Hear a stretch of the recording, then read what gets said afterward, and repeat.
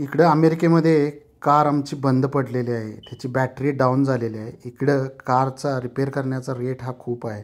आम्ही आमच्या बॅटरीची दुरुस्ती म्हणजे स्वतःच करत आहेत. हे तुम्ही समोर बघू शकत असेल. आमच्या मित्रांनी ही कार ओढत आणली आणि स्वतःच आम्ही ही कार रिपेअर केली.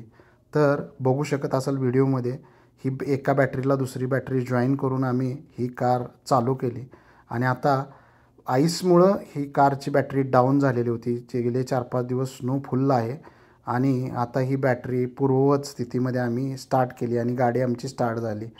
तर इथं एवढं कारची बॅटरी रिपेअर करण्यासाठी कमीत कमी $500चा दर इथं घेतला असता.